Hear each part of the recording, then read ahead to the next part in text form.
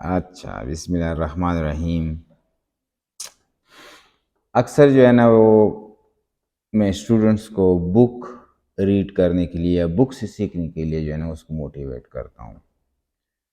क्योंकि आपको जो है ना काफ़ी बुक्स अवेलेबल होती हैं मार्केट में, और डिफरेंट टेक्निक से वो जो बुक राइटर है वो आपको समझाने की कोशिश करता है। और बुक ऐसी एक चीज़ है जहाँ से आप बहुत कुछ जो है ना वो सीख सकते हैं। शायद वो टीचर के पास या प्रोफेसर या लेक्चरर के पास इतना टाइम नहीं होता है 1 घंटे में कि वो आपको सब कुछ बताएं किसी टॉपिक के बारे में। तो सबसे बेस्ट जो लर्निंग सोर्स है वो बुक है।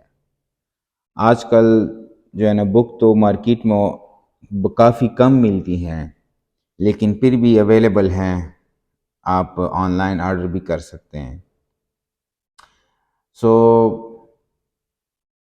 ये जो है ना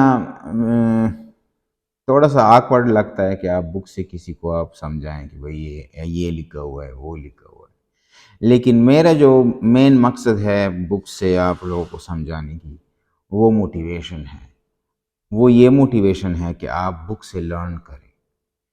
और सबसे थोड़ा सा मुश्किल होता है बुक से रीड मतलब लर्न करने का, क्योंकि आपको जो पढ़ाने वाला होता है वो मौजूद नहीं होता है, और उससे आप पूछ भी नहीं सकते हैं, कोई सवाल भी नहीं पूछ सकते हैं। लेकिन जब आपको एक दफ़ा मतलब मज़ा आ जाए बुक रीड करने में और बुक से सीखने में, तो आपको काफ़ी फ़ायदा होगा। तो थोड़ा सा एज एन मोटिवेशनल एक टॉपिक है, for example transformer on load. इसको मैं अब बुक से समझाने की कोशिश करता हूँ, और इसलिए करता हूँ ताकि आप लोग भी बुक पढ़ें। मैं तो पर्सनली यही सजेस्ट करता हूँ कि आप लोगों को बुक स्टडी करें। हाँ, आप फॉर एग्जांपल अगर वीडियो है तो कभी नेट अवेलेबल है, कभी नहीं अवेलेबल है, कहाँ पे जो है ना पैकेज ख़त्म है, तो कहीं पे जो है ना आपका सर्विस नहीं है, नेट्स पर सर्विस नहीं है, कहाँ पे स्पीड नहीं है। और कभी जो है ना आप नहीं आते हैं यूनिवर्सिटी, कभी जो है ना टीचर नॉन अवेलेबल होता है। तो सबसे अच्छा सोर्स जो है, कभी कभार आपका मूड ठीक नहीं होता है, कभी कभार टीचर का मूड ठीक नहीं होता है, सबसे अच्छा जो सोर्स है वो बुक है।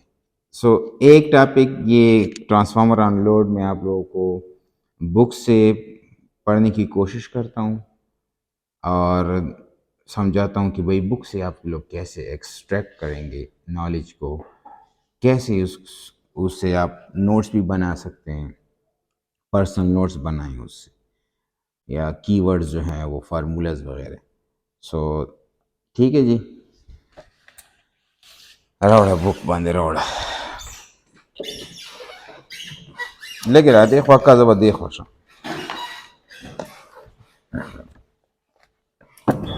ठीक शो दफ्तारी Yes. Transformer on load, MMF balancing on load, magnetomotive force. Understand my point?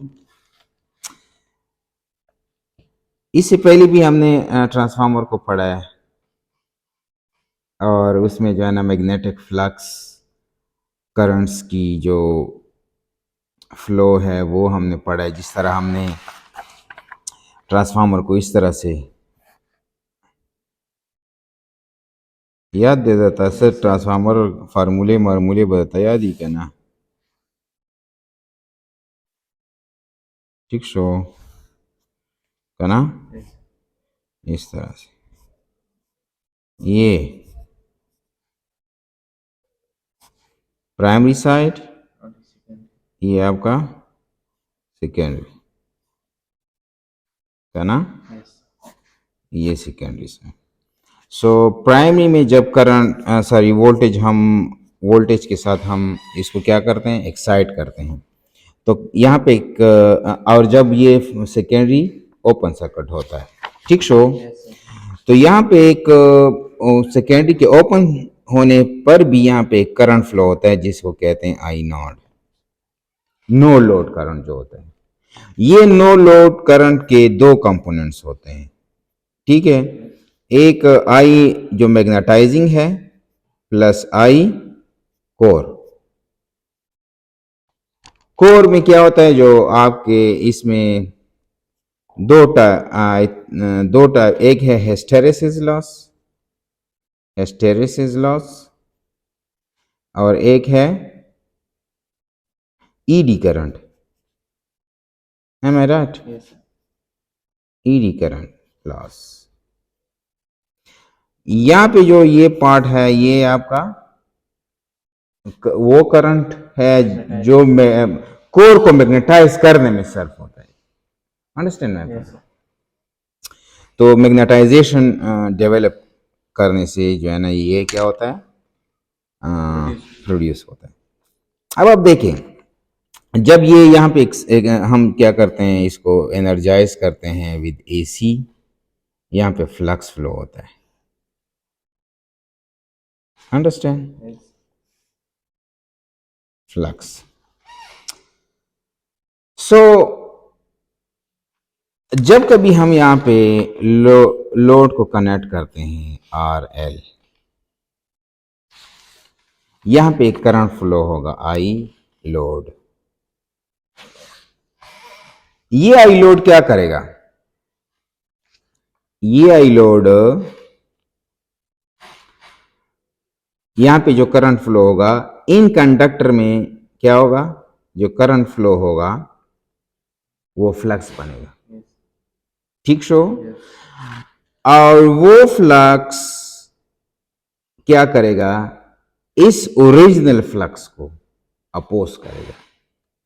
इसमें जो ऑलरेडी फ्लक्स है इसको क्या करेगा, अपोज करेगा। जब यहाँ पे इसको अपोज करेगा तो यहाँ पे ये फ्लक्स वीक बनेगा, वीक होगा।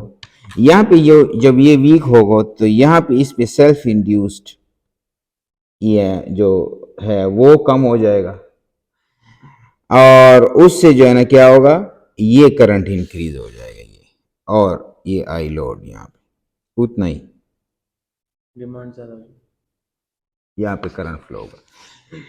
इस प्रोसेस को हम देखते हैं कि बुक में जो है ना इसने कैसे जबरदस्त तरीके से जो है ना यहाँ पे एक्सप्लेन किए। अंडरस्टैंड? देखें, नजर आ रहा है? When the transformer is loaded, load लगा लिया, द करंट I2, ये करंट I2 है, आई लोड या करंट I2, ठीक। So the current I2 flows through the secondary winding. The magnitude and phase of I2 is determined by the load. If load is inductive, I2 will lag. If load is capacitive, ठीक so is determined by the load. If the load is inductive, I2 lags V2. If load is capacitive, I2 leads V2, while for a resistive load, I2 is in phase with V2. There exists a secondary MMF, जो कि हमने बात की है, MMF, magnetic-motive force, that is N2I2. इसकी इस चीज के बराबर होगा N2I2। यहाँ पे MMF सेकेंडरी साइड पे जो होगा ये चीज N2I2 के बराबर होगा। N2 कहाँ पे है, N2 इधर है, ये N1 है, secondary number of turns, due to which secondary current set up its own flux phi2, ये जो अभी मैंने बात बनेगा। This flux opposes the main flux phi, main flux को अपोज करेगा, which is produced in the core due to the magnetizing component of no load current. वो magnetizing component क्या है, ये जो नो लोड करंट है। Here, sorry, hence the MMF N2I2 जो अभी बना है is called demagnetizing ampere turns, क्योंकि इसको ओरिजिनल फ्लक्स को क्या करता है, अपोज करता है। जब अपोज करते है तो डीमैग्नेटाइज करता है, तो इसको डीमैग्नेटाइजिंग एमएमएफ भी कहते हैं. This is shown in the figure 1.16a, this one. ठीक है. Yes. ये मेन फ्लक्स है जिसकी डायरेक्शन ये है. सेकेंडरी फ्लक्स की डायरेक्शन इसके अपोजिट है. अपोजिट डायरेक्शन होगी, एक दूसरे को कट करेंगे. कना. Yes. Now, the flux phi 2 momentarily reduces the main flux. Main flux को reduce Yes. करेगा. Due to which- Due to which the primary induced EMF E1, Yes. जो यहाँ पे E1 जो induce हुआ Yes. था, also reduces, वो भी reduce हो जाएगा. Hence, the vector difference V1 minus E1 increases, due to which primary draws more current from the supply. Yes. ये वेक्टर कहाँ पे है? V1 माइनस V2 यहाँ पे होगा. ये यहाँ पे इसको हम V1 और E1 वेक्टर डिफरेंस क्या हो जाएगा? इंक्रीज हो जाएगा. Due to which the primary draws more current from the supply. This additional current draws by the primary is due to the load current. जो लोड में जो करंट है ना, वो उसकी वजह से ये प्राइमरी एडिशनल करंट फ्लो हुआ है. Hence called load component of primary current, denoted by As I2. as I2 dash. ये फॉर लोड है तो ये यहाँ पे इसने I2 डैश कहा हुआ है, तो ठीक है, कोई बात नहीं है. As shown in the Figure. Figure 2, इधर ये I2. Understand. Yes. sir. Now ये एक पॉइंट रहता है ये वेक्टर डिफरेंस वाला. ठीक शो. Yes. sir. ये आ जाएगा. अभी वेक्टर डिफरेंस से जो है ना वो आगे वेक्टर्स आ जाएंगे. Now this current I2 dash is in the anti phase with I2. ये I2 डैश जो है ये वाला, ये आउट ऑफ फेज है. कौन से वाले? जो लोड करंट. Yes. अब क्या होगा? The current I2 dash set up its own flux. वो भी फ्लक्स बनाएगा और वो होगा फाई टू डैश फ्लक्स. अब ये फाई टू डैश फ्लक्स जो है वो फाई टू के एंटी फेज है. ये फाई टू डैश इस जो फाई टू है उसको कमजोर करेगा. समझ में आई बात? Yes. ये आप समझ लें. लोड कनेक्ट कर लिया, I2 फ्लो हो गया, I2 से जो है ना यहाँ पे फ्लक्स डेवलप हो गए. इस फ्लक्स को हमने फाई टू का नाम दे दिया. ये फाई टू फ्लक्स जो मेन फ्लक्स है उसको जो है ना उसके अपोजिट डायरेक्शन में है, जिसकी वजह से फाई टू मेन फ्लक्स को वीक करता है, डीमैग्नेटाइज करता है. इस डीमैग्नेटाइजेशन की वजह से यहाँ पे जो डेवलप होने वाला E2 है वो क्या हो गया? कम हो गया, रिड्यूस हो गया. इट इज काइंड ऑफ ये वेक्टर डायग्राम जो इसको थोड़ा सा मैं समझाने की कोशिश करता हूँ. यहाँ पे ये दो वोल्टेजेस हैं यहाँ पे, एक है V1 और एक है V2. ये जब बैलेंस हो जाता है दोनों, ठीक है, I0 जो इसमें फ्लो हो रहा है, तो इस एक पॉइंट पे जाना क्या होता है? बैलेंस हो जाता है. जब ये बैलेंस हो जाता है तब ये करंट भी उसी पॉइंट पे स्टॉप हो जाता है. ठीक शो. Yes. एक खास. और जब आप इस वोल्टेज को कम करते हैं Yes. तो करंट जो है ना इंक्रीज होगा या नहीं होगा? Yes. ये हायर पोटेंशियल पे यहाँ पे करंट फ्लो और फ्लो करेगा, ज्यादा फ्लो, क्योंकि इसने ये अपोजिट है ना इसके, क्या कहते हैं, देखें यहाँ पे फॉर एग्जांपल एक सर्किट है, ये पॉजिटिव नेगेटिव. ठीक शो. ये पॉजिटिव नेगेटिव, ये आर. इसको आप वेरिएबल कर लें, इसको आप वेरिएबल कर लें. का ना। Yes, sir. फॉर एग्जांपल ये 10 वोल्ट है, ये फॉर एग्जांपल हाउ मच है दिस वन, फॉर एग्जांपल ये भी 9 वोल्ट है, ठीक शो। Yes. इसमें से जो फ्लो होने वाला करंट है वो कितना होगा, वो कितना होगा, I is equal to V by R. R for example 2 ohm है, वी कितनी है यहाँ पे, वी 1, ये 1 है ये 2 है, minus V 2 divide by R. So I is equal to 10 minus 10 divided by 2 and that is 1 by 2, that is half of the ampere. ठीक so for example now this voltage now become 6 volt V2, ठीक सो।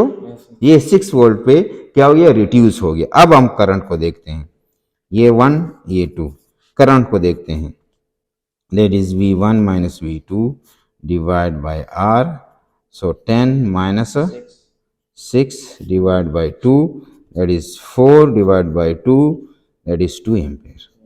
Current ज्यादा हो जाएगा, current increase हो गया कि नहीं increase, इस सिर्फ इस 2 V2 के जो है ना डिक्रीज होने से, इस E2 को यहाँ पे E1 का या 2 वोल्टेजेस है ना, तो यही इसकी मिसाल है जो कि यहाँ पे इसने कहा कि भाई E2 डीमैग्नेटाइजिंग से जो है ना E1 जो है ना डिक्रीज हो गया, तो E1 के डिक्रीज होने से इस सर्किट में I2 डैश या जो करंट जो है ना वो ज्यादा हो गया, वो इस तरह से ज्यादा हो गया। And this I2 dash is in anti phase with I2, ये तो हमने पढ़ लिया। The current I2 dash setups its own flux which opposes the main flux and helps the main flux and helps the main flux, ठीक शो। yes, Setups its own flux I2 dash which opposes the flux I2, sorry phi2, ये जो phi2 बनाता है यहाँ पे, and helps the main flux, main flux कि कैसे हेल्प करता है, क्योंकि ये I2 डैश जो है ना वो I2 को अपोज करता है, जिसने किसको अपोज किया था, मेन फ्लक्स को अपोज किया। सो जब I2 को अपोज करेगा I2 डैश तो मेन फ्लक्स की हेल्प हो गई है, वो फिर दोबारा जो है ना वो डेवलप हो जाएगा, स्ट्रांग हो जाएगा, अंडरस्टैंड।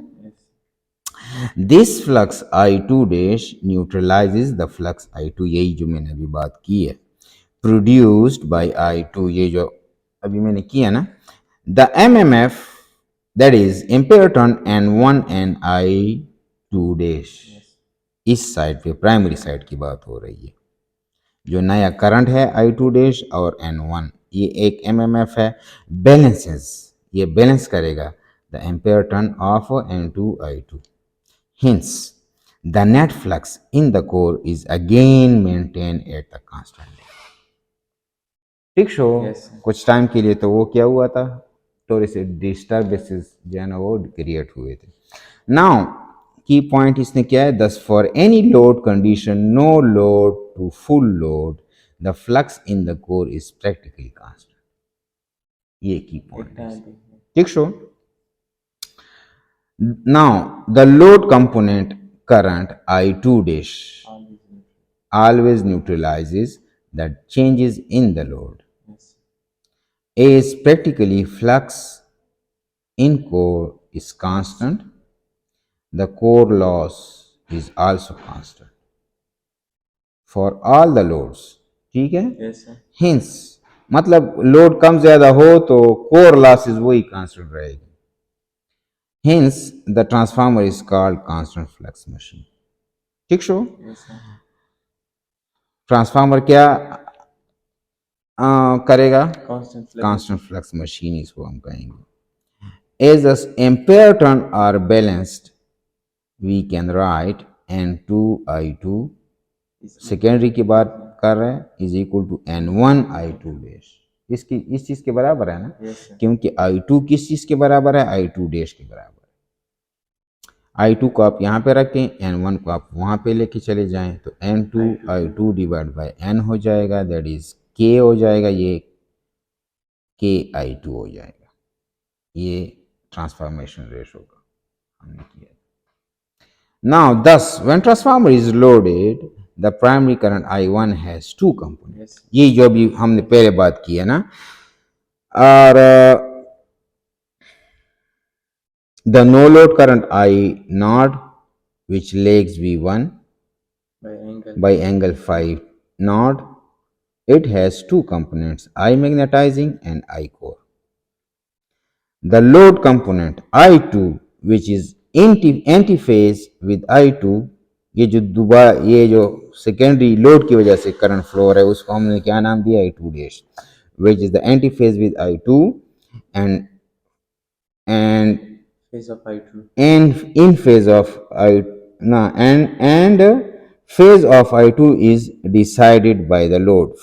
I2 का फेज क्या होगा, वो किस चीज के पे डिपेंड करेगा, लोड पे डिपेंड करेगा कि लोड कैपेसिटिव है, इंडक्टिव है, रेजिस्टिव है, ठीक है। Hence primary current I1 is vector sum of I0 and I2 dash. So I0 plus I2 dash. I0 की कौन दो कंपोनेंट्स है, मैग्नेटाइजिंग और कोर वाला current. Assume inductive load I2 legs E2 by phi 2 and the phasor diagram is shown in the figure 1.17a 1.17a।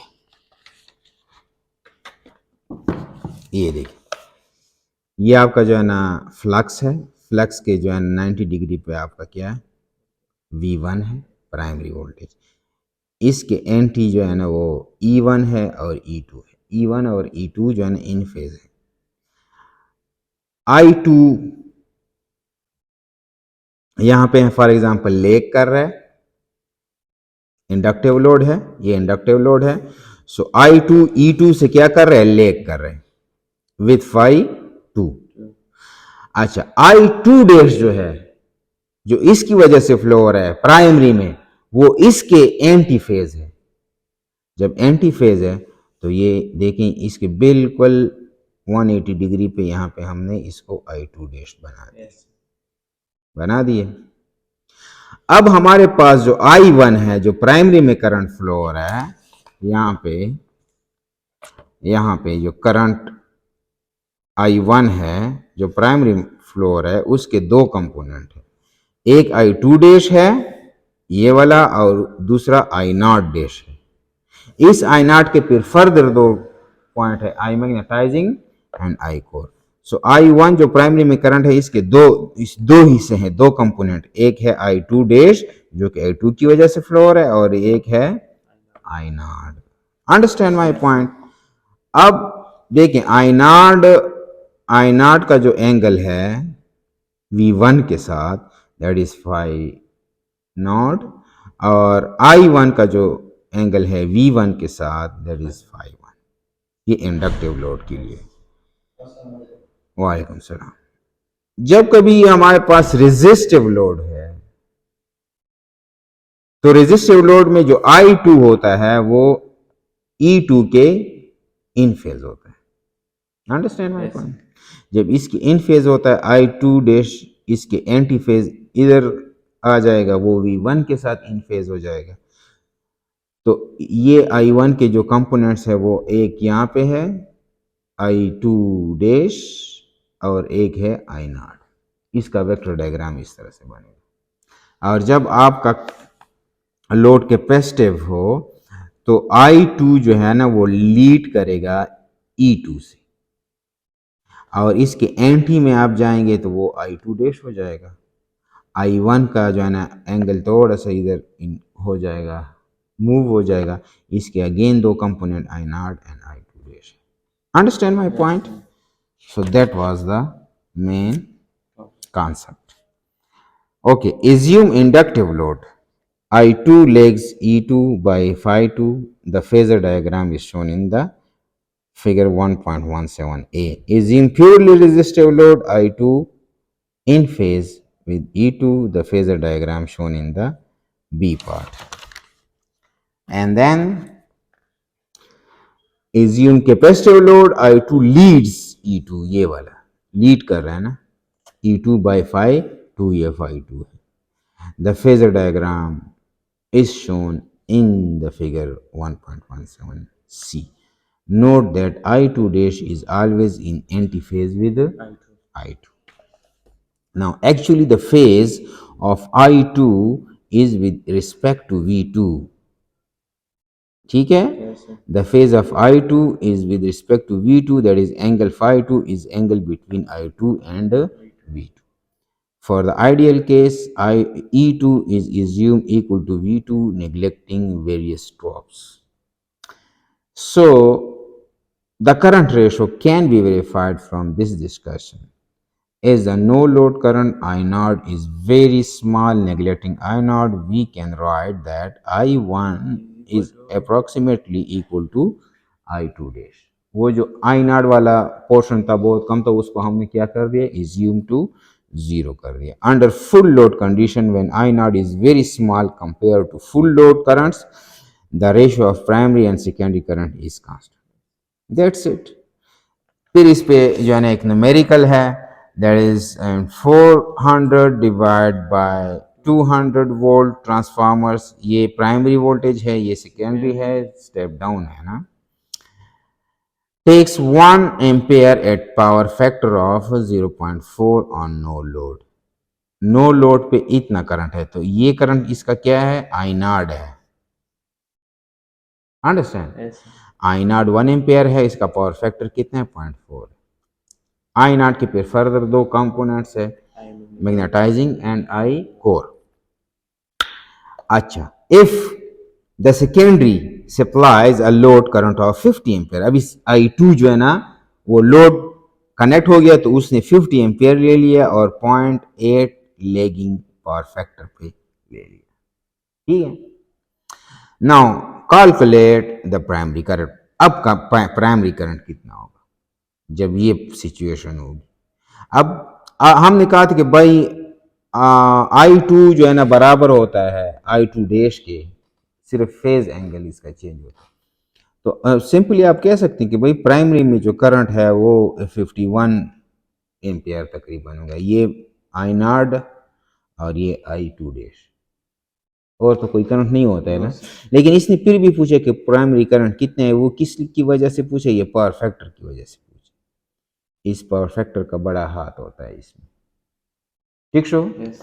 अब आप देखें I0 is equal to 1 ampere, cos of naught जो power angle है, cos theta क्या कहते हैं, power factor है वो 0.4 है. I2 50 एम्पेयर है, कॉज ऑफ I2 0.8. के हमारे पास E2 divide by E1 given है, दैट इज 0.5. 5. I2 डैश हमारे पास क्या आ जाएगा, के I2, के I2 वो जो फॉर्मूला था पहले. हाँ कहाँ पे था ये, अंडरस्टैंड. Yes. सो अच्छा, ये मैं पेंसिल से करता हूँ, बुक पे वैसे रीड मतलब लिखा ही नहीं होनी चाहिए बॉल पॉइंट से या किसी चीज़ से. ये समझाने के लिए मैं करता हूँ, वगरना मैं इसके अगेंस्ट हूँ. बाद में मैं ये साफ कर दूँगा इंशाल्लाह. अच्छा, I2 डैश के I2, सो के हमारे पास 0.5 है, I2 हमारे पास 50 है, दैट इज 0.5 किधर से आया? दाखुल तवेम का ना, ये यहाँ से आए Yes. ट्रांसफॉर्मेशन रेशो से के. तो ये किस चीज़ के बराबर हो जाएगा, 50 एम्पेयर. आप देखें 50 एम्पेयर जब सेकेंडरी में होता है तो प्राइमरी में कितना, 1 एम्पेयर से 20, मतलब 50 ampere half of the 50 primary में फ्लो करता है, अपने हाफ. क्यों? क्योंकि यहाँ पे इसका transformation ratio half, step down है ना, Yes. है ना. Yes. So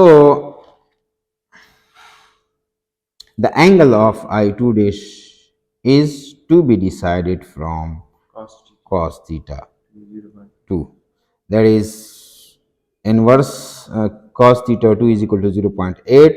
Phi 2 is equal to cos of inverse of 0.8. ये इस तरह से आएगा. यहाँ पे एक स्टेप थोड़ा सा इसमें कम हुआ है. Phi 2 is equal to cos of inverse 0.8, तो उससे फिर ये phi two is equal to 36.86 आ जाएगा। ठीक शो।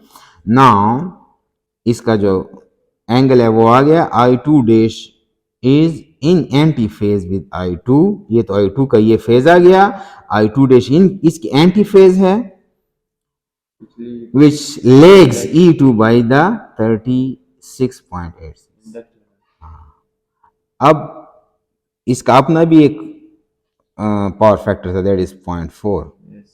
ठीक शो। अभी तो एक अभी बाकी है ना गेम।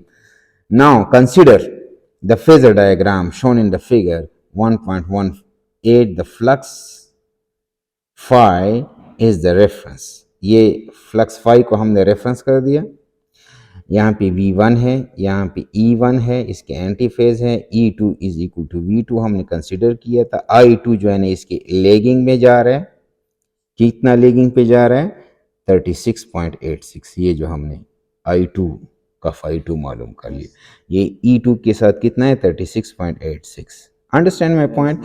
I2 डैश जो इसके एंटी फेज होगा उसका भी 36.86 एंगल बनेगा, यहाँ पे फाई टू का, ये फाई टू और ये फाई टू ये बराबर है एंगल।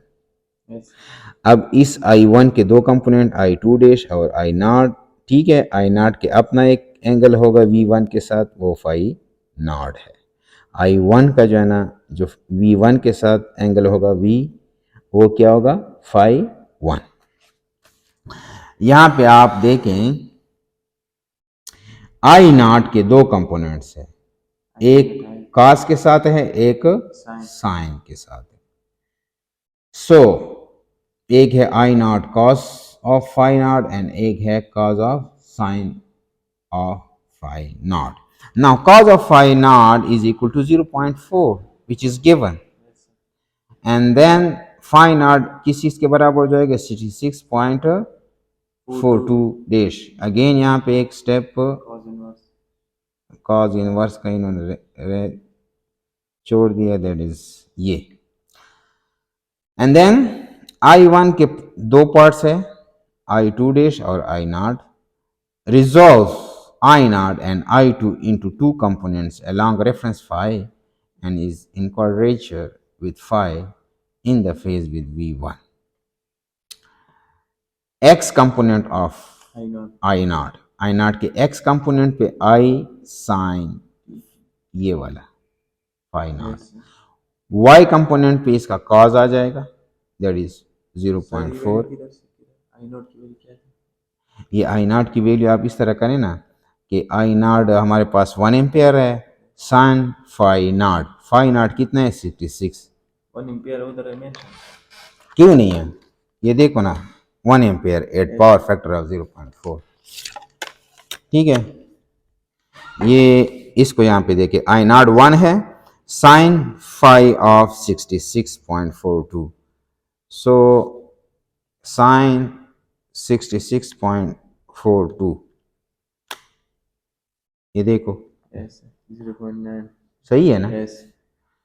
अभी तो इसका भी कर लेते हैं का ना, खुदा को मालूम दे अवदल तो 1 दे का ना, सो 1 multiply by this one is again, और यहाँ पे भी 1 है तो cos वो तो गिवन है। ठीक शो। अब आप देखें इसके दो कंपोनेंट्स आ गए हैं ना, तो दो कंपोनेंट्स से हमारे पास आई नॉट एक रियल कंपोनेंट जो cos के साथ यहाँ पे साइन के साथ, ये थोड़ा सा यहाँ पे इसको मैं सही नहीं समझता हूँ, ये नहीं है, ये जो साइन वाला है ना वो जे के साथ आना चाहिए, जो cos वाला है वो यहाँ पे आना चाहिए, इसके साथ मैं एग्री नहीं करता हूँ। इस तरह से कुछ गलतियाँ भी है आपको कभी कभार। ठीक है, तो दैट इज 0.4, ये मैं ये समझता हूँ शायद ये इसने सही, ये अब कंफर्म करेंगे ना 9165 ये आना चाहिए इसका। ठीक शो। इसने वैसे y एक्सेस और थोड़ा सा यहाँ पे मिक्स हुआ है ना इससे, एक्स एक्सेस पे है, एक्स एक्सेस पे ये रियल आता है, लेकिन साइन जो है ना वो रियल के साथ नहीं आता, इसलिए थोड़ा सा ये इसमें कंफ्यूजन आ गया इसका। अच्छा, Y components of phi two, ये तो आई नॉट का है ना। अब जो प्राइमरी में दूसरा करंट फ्लोर है वो आई टू डैश है, उसके भी दो components, I two sine dash sine of phi two, yes so वो कितना था I two 25 ampere, sine of 36 phi two कितना है 36 है, वो कहां पे की है ये 36, ठीक शो है ना। यस तो इससे क्या आएगा 15 एम्पेयर, इसका जो एक्स कंपोनेंट, वाई कंपोनेंट इसका क्या है, I two dash cos of I two that is 25 into 0.8 that is 20 ampere. So again यहाँ पे ये मिसकंसेप्शन मुझे नजर आ रहा है भाई, that should be like 20 plus J15, मेरे हिसाब से तो ये आना चाहिए। अच्छा जी, सो आई टू का ये आ गया, एंड आई वन किस दो कंपोनेंट्स के बराबर है, I one I naught plus I two dash, अब किस चीज के बराबर हो गया, ये हो गया, ये दोनों के बराबर है ना, यस दैट इज ये टू वाला डैश है, ये two dash, so that is 0.4 plus J 0.9165 plus 20 plus J15, ये किस चीज़ के बराबर जाएगा, ये रियल इसके साथ, दैट इज 20.4 प्लस J20.9, ये इसका, तो ये इसका 0.9 0.49 नहीं है, ये 20 नहीं, वैसे ये 9 हमने थोड़ा सा उसको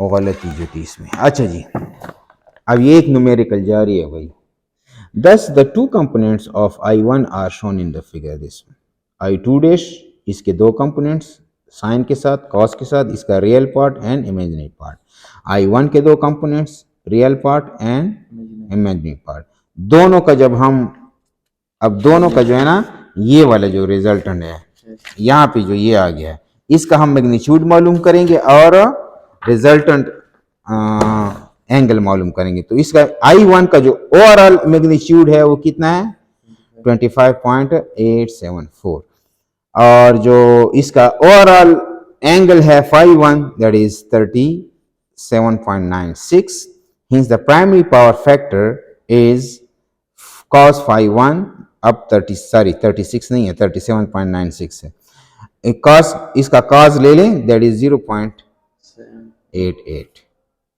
Now, key point. Remember that phi1, which is this one, is angle between V1 and I1, and as V1 is vertical, phi1 is measured with respect to V1.